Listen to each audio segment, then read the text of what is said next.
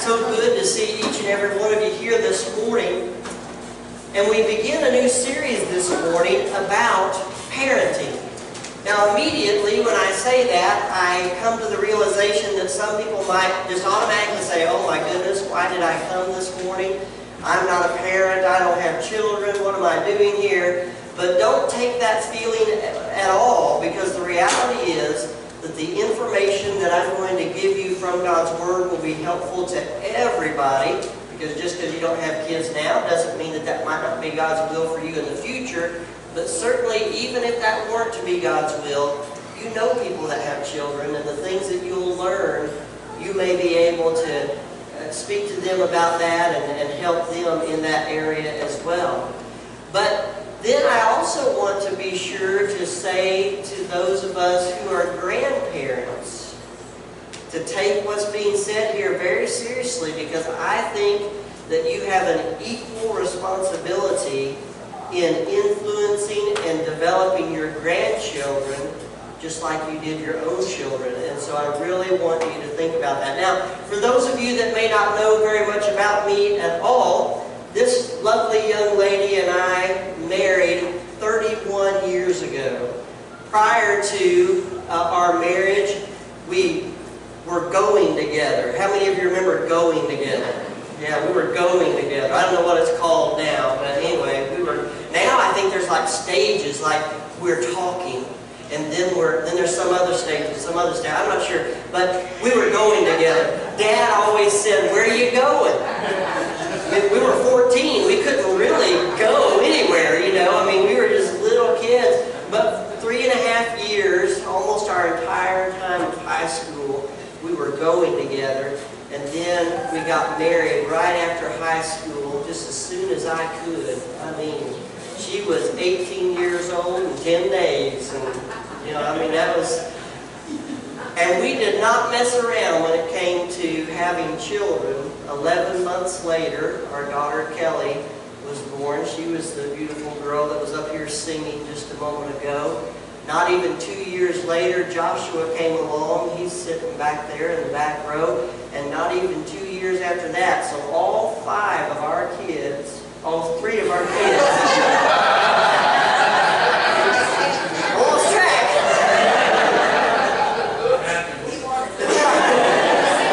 Trust me, you would know.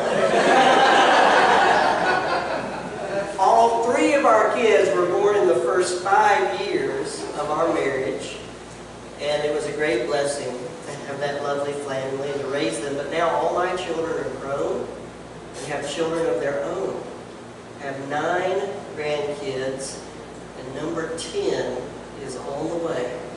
And so I used to tell people we got a baseball team when we had 9, but now we're 10, so I guess we have to go for the football team, you know. So I don't know. I think Kevin and Kelly are closed down, so I don't think it's going to happen there. But I don't know who's got number 11 on the way, but Still trying to keep it in God's hands. there you go. Go for the football team. So I say all that to say this. I've lived the life of parenting, and I'm currently living the life of grandparenting. Most of my grandkids are right here where I get to be involved in their life a lot. And so I am speaking from experience. A survey of parents was taken, and they were asked this simple question: how do you think you're doing as a parent? What kind of grade would you give yourself as a parent? And the average answer was an A or a B. A or a B. Then the same group of people were asked, how do you think your neighbor is doing as a parent? And the average grade given to the neighbor was a D. What that tells us is that it's a lot easier to be honest about parenting when looking through the window than it is when looking in the mirror.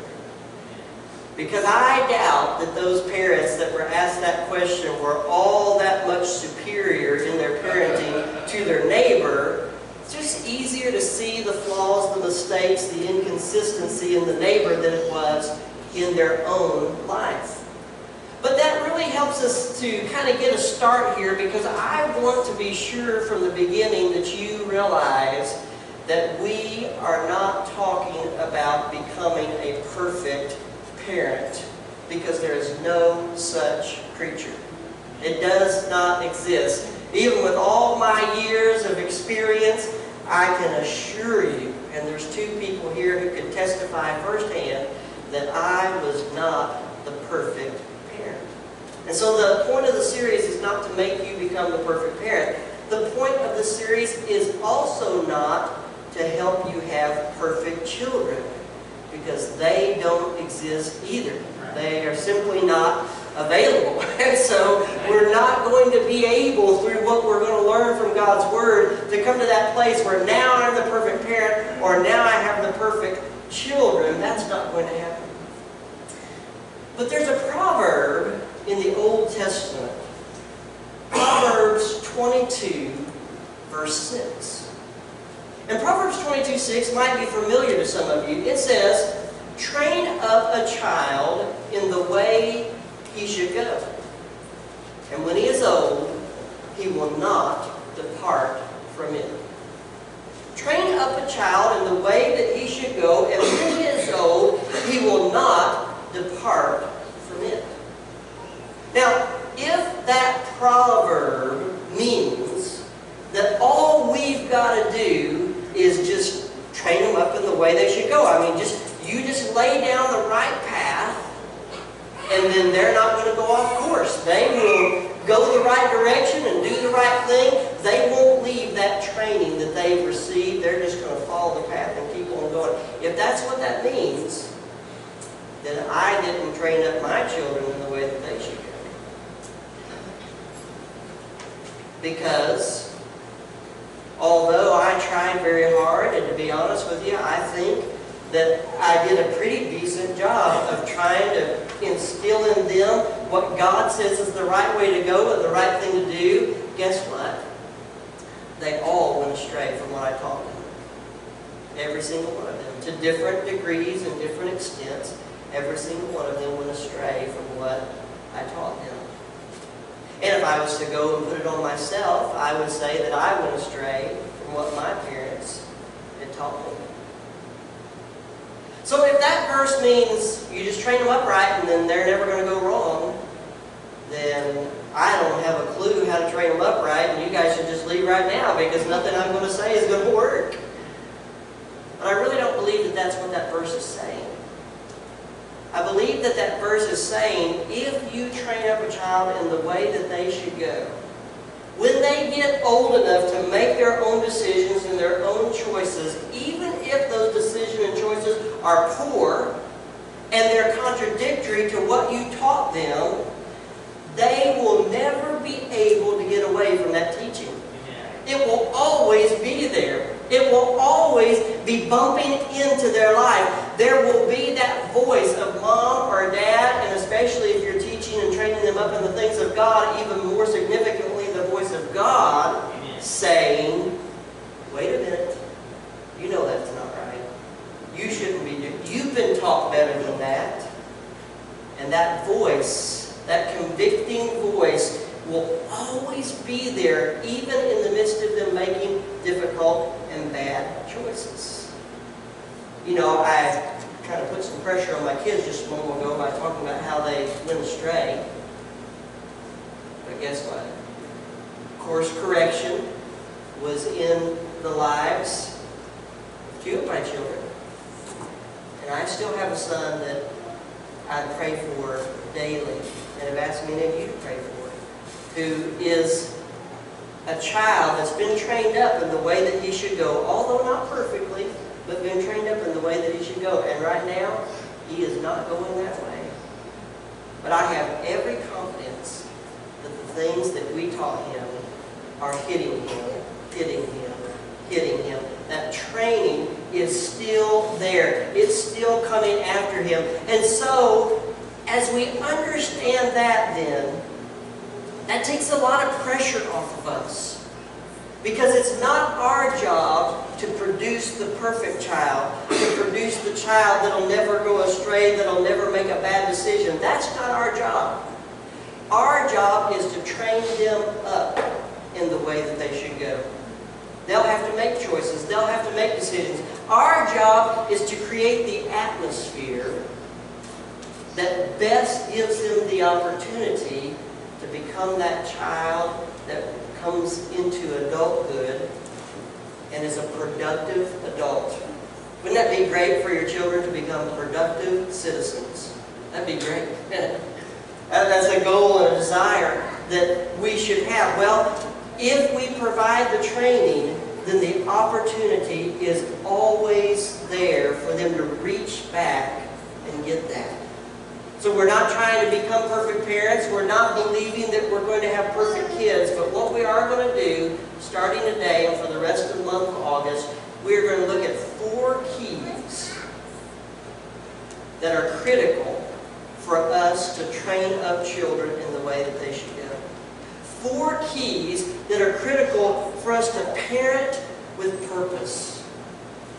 Have you ever heard somebody say, that kid wasn't raised, they just grew up? Have you ever heard that before? Maybe that's a Southern thing.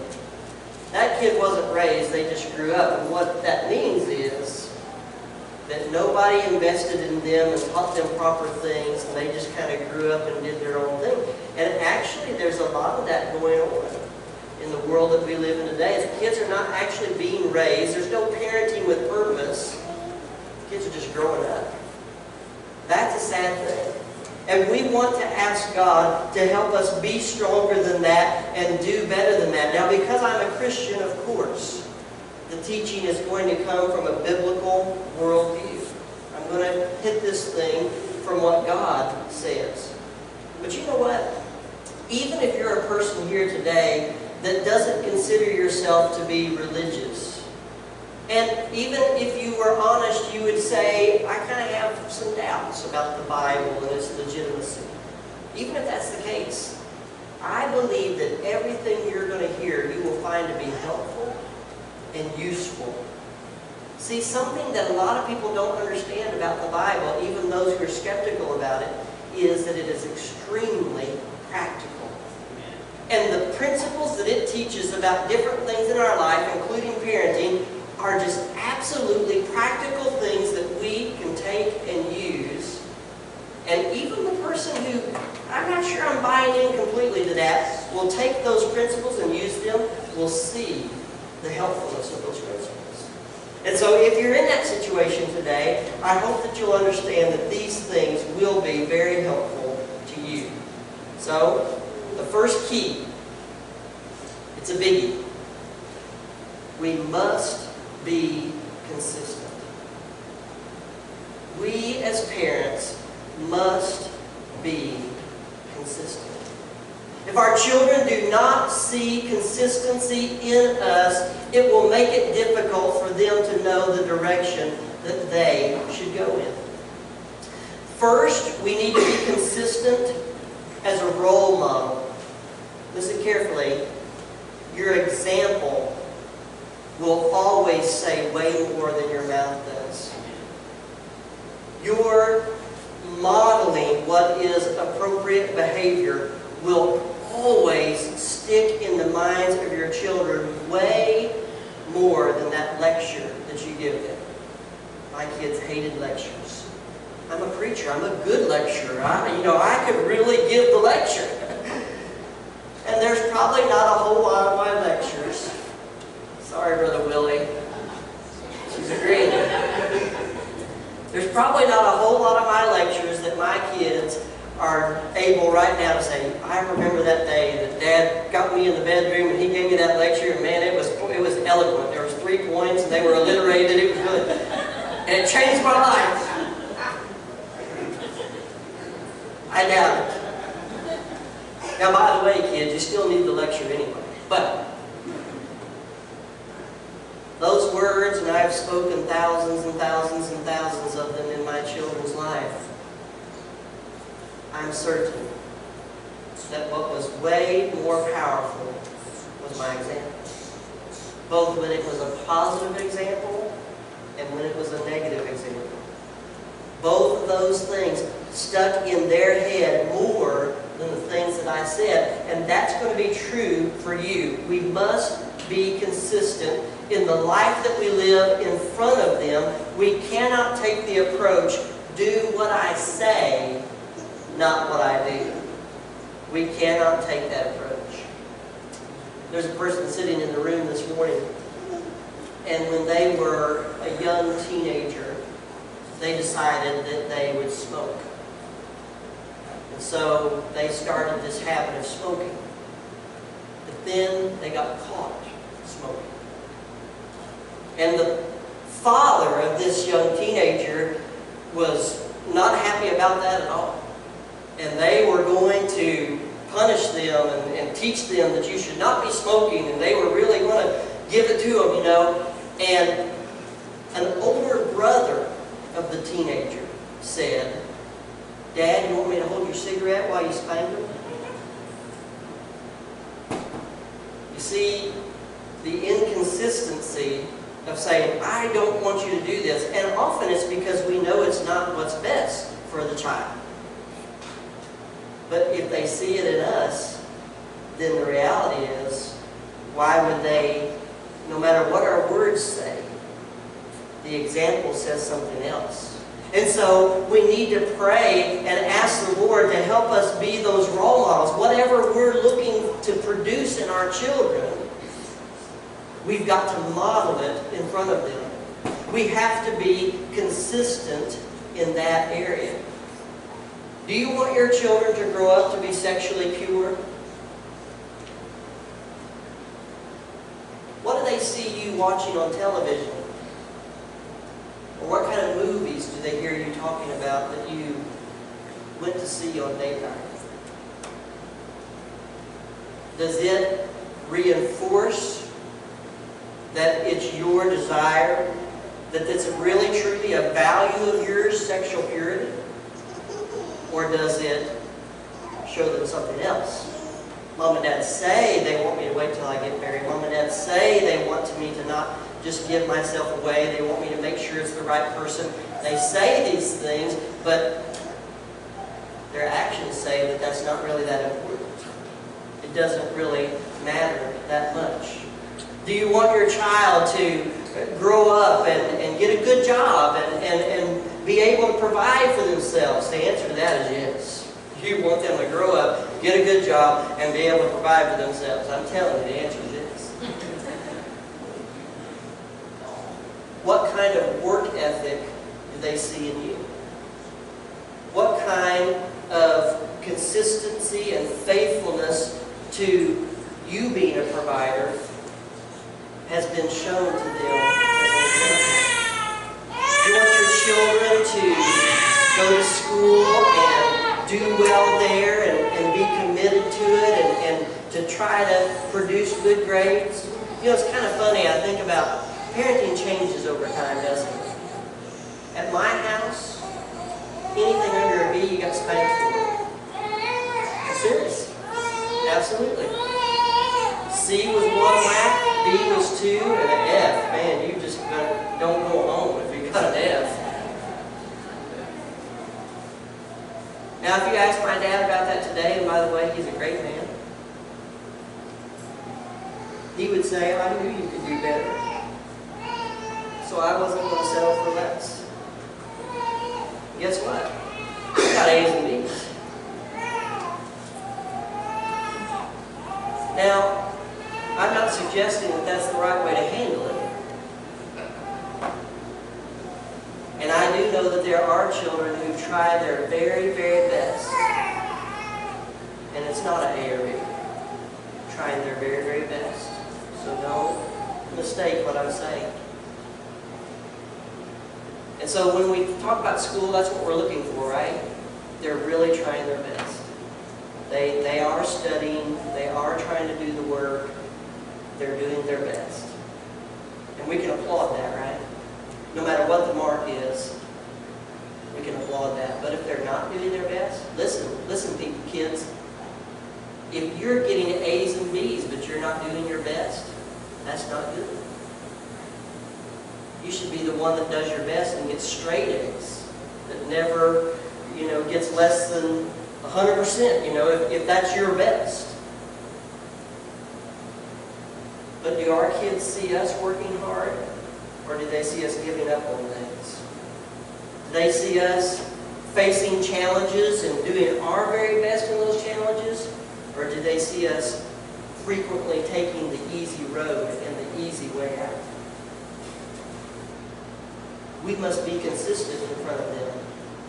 And one of the biggest ways that we need to be consistent is in our example, what we model in front of them. Then there's a second thing that we need to be consistent in, and that is our expectations. Our expectations of them need to be consistent. I expect you to keep your room clean. Good luck with that one. No, I mean, I expect you to keep your room clean, and you really do have that expectation. In fact, if they don't do it, there's a punishment or a loss of privilege or whatever it might be because of that. If that is the case, if that's your expectation, here's the question I have. Is it your expectation all the time? Or just sometimes? See, because if you're inconsistent with your expectation, the child's going to figure it out, and hey, it's worth not doing it because it's a 50-50 shot. You know, I mean, yeah, they say they want me to keep my bedroom clean, but about half the time I get away with it not being clean, so why not just kind of roll the dice and whatever happens, happens. But if the expectation is really the expectation, and it's the expectation all the time, you're consistent with it, then the child will learn, this is what I have to do. This is what I must do.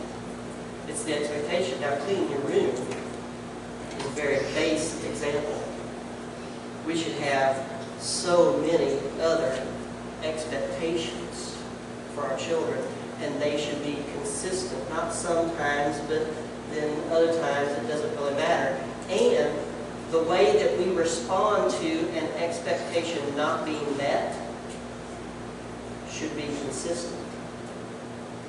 And the way that we respond to an expectation being met should be consistent. If the child knows that, yeah, they say they're going to punish me if I don't do this, but about half the time, they don't do it. Now, what would cause you not to come through with a discipline that you had suggested? One is laziness. I remember hearing when I'm growing up, don't make me get out of this chair. You know why? Because he really didn't want to get out of the chair. And if I made him get out of the chair, it's going to be bad. We can be lazy, can't we? Because catch this. Discipline is not about you torturing your child for the wrong thing they've done. Discipline is not about you getting out your anger or disappointment because the child didn't do whatever you told him to do. Discipline is about training. That's what discipline is about. And when we do it in anger, no training takes place. I've been guilty of disciplining in anger when my kids were growing up. And I can look back on those moments and I can realize, yeah, maybe they deserve the spanking, maybe they deserve the talking to, but when I did it out of anger, it wasn't helpful. All it did was cause them to be scared. And those emotions didn't help me train them. And so as we discipline our children, we've got to keep in mind, it's for training. So it's not about me proving, I said you wouldn't do it, and you. It's not about venting our anger. It's about training the child. Isn't it true that if you make certain decisions in life, there are consequences that are not good? There are hurtful consequences. That's true. That's what discipline is supposed to do. It's supposed to teach a child that if you make certain choices, there are consequences, and they're negative. They're not, you don't like those consequences. Therefore, you change the behavior to keep from having to face that consequence. I'm telling you that we've raised a generation of kids that know nothing about that. Parents have not given them consequence for their wrong behavior. They've run to the school and protected them from consequences they deserve there.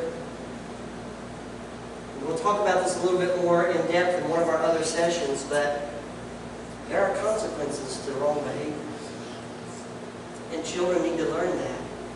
And by having an expectation and having, this is what happens if you don't meet that expectation, and being consistent with it, they begin to learn the appropriate behaviors. They don't respond perfectly because none of us do, but they want to come up to that expectation.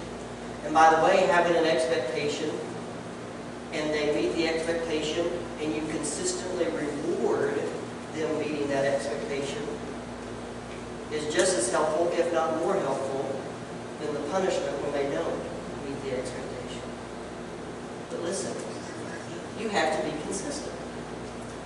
If the kid knows that halftime is going to be this and halftime is going to be that, who knows, then there's no consistency there, so they just keep flying by the seat of their pants because there's no mark. And by the way, you as parents, the two of you, you need to have a meeting of the minds and make sure they're getting the same thing from both of you. If you have different levels of expectation and different ways of taking care of it when the expectations are not met, it does not take very long at all for the kid to figure it out, and they will begin to manipulate you one against another. Oh, little Sally Sue, she wouldn't do that. Yes, she would, in a second. And so if mom gets on to her, and she runs to dad, oh, that mean mommy, why did she do that to you? All you've done is said to Sally Sue, just run to daddy. Anytime mommy doesn't do something you like, just run to daddy. And vice versa. So you're setting yourself up for a situation where the kids are going to start using you against one another, and you're doing tremendous damage to your marriage. Tremendous damage. Because when that one parent said, this is the way it's going to be, and they ran to you, and you said, oh no, we can, just don't tell Dad, we'll do it this way. You're giving them such a false idea of what marriage is. And you're bringing hurt in the life of your spouse. Together, you need to decide, these are what our expectations are. And this is what happens when the expectations are not met. And this is what happens when they are met. And you must be consistent. Let me share a couple of scriptures with you to think about along this line. Because here's the deal. Inconsistency breeds insecurity. I want you to think about that. Inconsistency breeds insecurity. And the reason that that is so significant is one of your greatest needs that you'll find in your children is security. They need to feel secure. Inconsistency will take that away from them. But they need to feel like no matter what life throws at them, no matter what happens at school, no matter what happens when I'm out on the playground, no matter what my friends or neighbors say, when I come home, it's a haven. And there's security there because there's consistency there. And I always know that I have that place at home.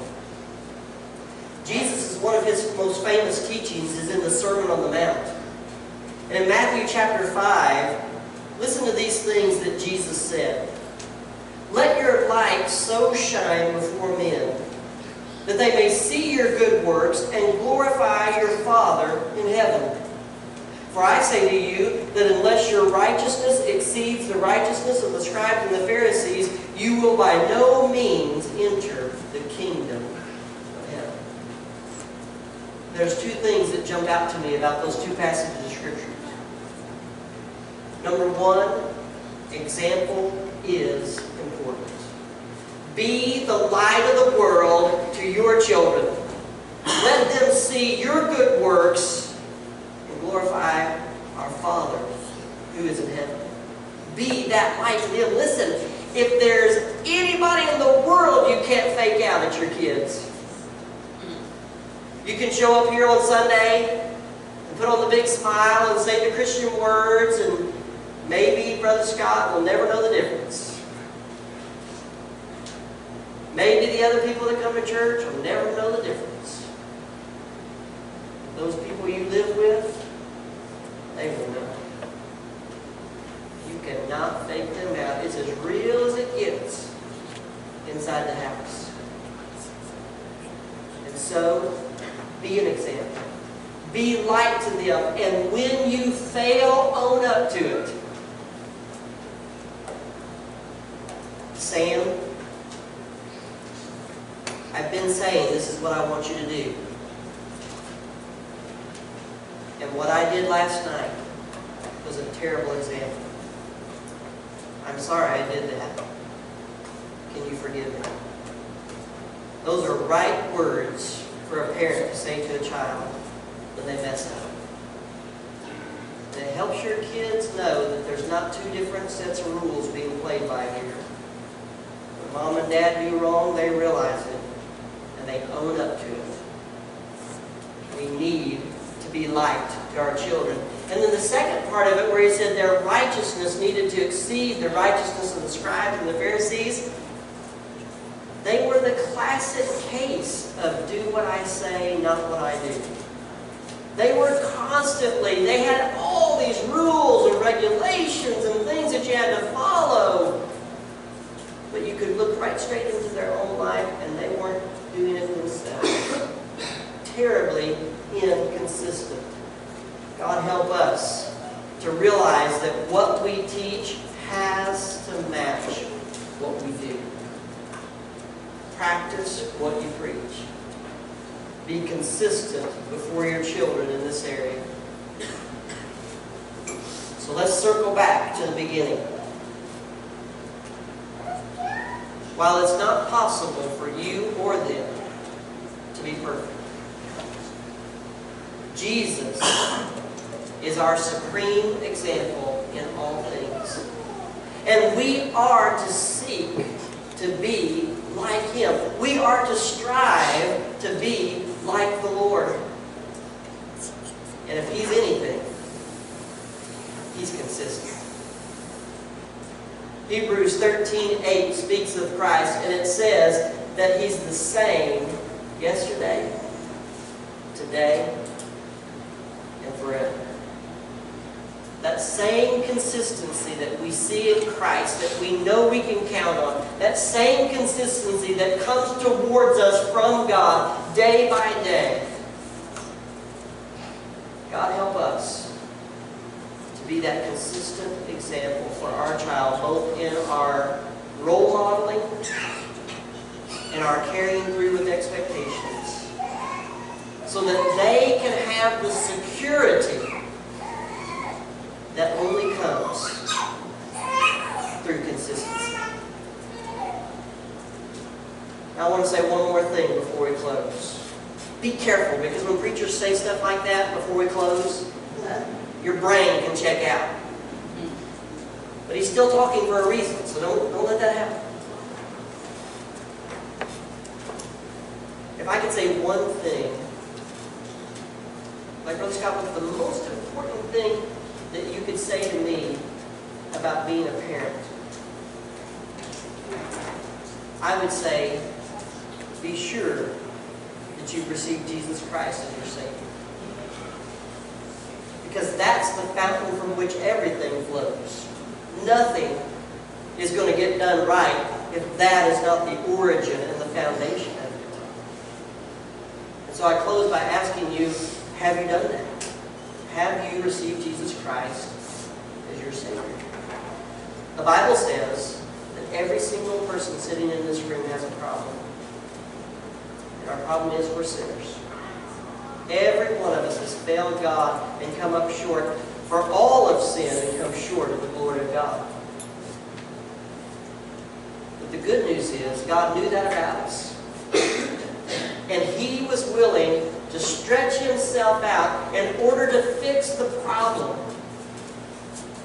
And the way He did that was by sending Jesus Christ to die for us on the cross. God demonstrated His love towards us, in that while we were yet sinners, Christ died for us. Jesus died so that our sins could be forgiven. He literally took our place and suffered the punishment we deserve to suffer. And if we can realize that we have sinned and failed God, and that Jesus came and He's the only answer, He's the only one that can make it right between us and God, and we want that. I want Christ as my Savior so that I can begin that walk of being the appropriate parent, that I can begin that walk of overcoming the things I'm struggling with in my life, and I can begin that walk of whatever it may be. And according to John 3:16, what you must do is you must put your faith in Jesus and what He did for you. God so loved the world.